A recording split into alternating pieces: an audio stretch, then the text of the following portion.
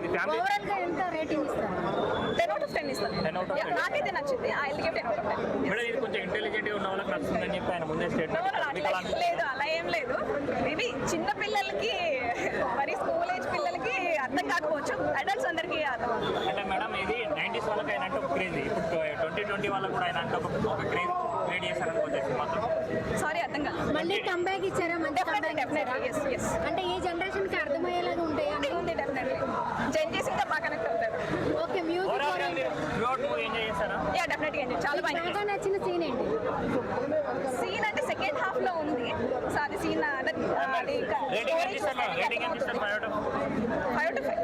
5 out of 5. Thank you. Direction కానీ, ఆ frames కానీ, ఆ లొకేషన్స్ కానీ, బ్యాక్గ్రౌండ్ మ్యూజిక్ కానీ, ప్రొడక్షన్ వాళ్ళతో కూడా ఎక్కడ ఇంత అంటే ఇంత తీసుకోలేదు. ఈ ఇన్ని సినిమాలు రిలీజ్ అయిన ఈ ఫ్రైడే విడితో సినిమాకి ఎంట్రిక కూడా కాదు, అలా ఉంది సినిమా. బ్లాక్ బస్టర్ హిట్ భయ్యా. మంచి ఎంచక్క ఫ్యామిలీతో వెళ్ళి చూడాల్సిన సినిమా ఏదైనా ఉందంటే మాత్రం నాకు తెలిసి ఈ ఫ్రైడే విడితో చాలా బాగుంది. పార్ట్ 1 కంటే పార్ట్ 2 ఎంత ఎక్స్పెక్ట్ చేసినట్టు? అయ్యో, పార్ట్ 1 మీరు ఎంత ఎక్సైట్మెంట్ తో చూసారో, స్టార్టింగ్ నుంచి అలా ఎలా ఇంట్రెస్ట్ గా వెళ్ళిపోయిందో, పార్ట్ 2 అంతకు మించింది. కానీ ఏ మాత్రం మిమ్మల్ని అయితే డిసప్పాయింట్ అయితే చేయదు. విడుదల సినిమా అంతా బాగుంది. ప్రతి ఒక్క థియేటర్కి వెళ్ళి చూడండి, చాలా బాగుంది. మ్యూజిక్ ఎలా అనిపించింది? మ్యూజిక్ కాదండి, ఒక్క నిమిషం చెప్తాను చూడండి. ఈ సినిమాకి సంబంధించి మ్యూజిక్ కానీ, ఆర్ఆర్ఏ కానీ, బ్యాక్గ్రౌండ్ మ్యూజిక్ కానీ, ఎవ్రీథింగ్ ఆర్టిస్టులు, ప్రతి ఒక్క ఆర్టిస్టుల గురించి కానీ, టెక్నీషియన్స్ గురించి కానీ, నవరసాలు అన్ని కలిపితే ఎలా ఉంటుంది అలా ఉంది సినిమా. అసలు మీకు ఎలాంటి డౌట్ లేదు. విడుదల సినిమాకి మంచి ఫ్యామిలీతో వెళ్ళి చూడండి, ఎంజాయ్ చేస్తారు, అందులో డౌట్ లేదు. వెటర్మారన్ గారి మార్క్ ఉందా దీంట్లో? అదే అండి, మీకు ఒకటి చెప్తున్నా కదా, డైరెక్షన్ అంటే ఎలా ఉండాలో మరొకసారి కొంతమంది డైరెక్టర్లు తెలుసుకోవాల్సిన విషయం.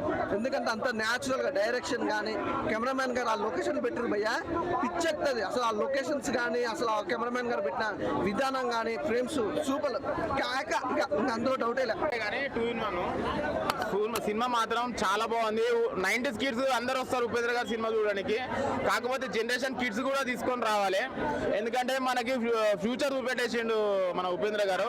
ఇంతకుముందు వచ్చినాయి మన మెసేజ్ ఓరియంటెడ్ ఫిలిమ్స్, లేదు ఇంతకుముందు వచ్చినాయి ఫిలిమ్స్, మన message oriented films. Way of presentation మాత్రము డిఫరెంట్గా ఉంది మన ఉపేంద్ర గారిది.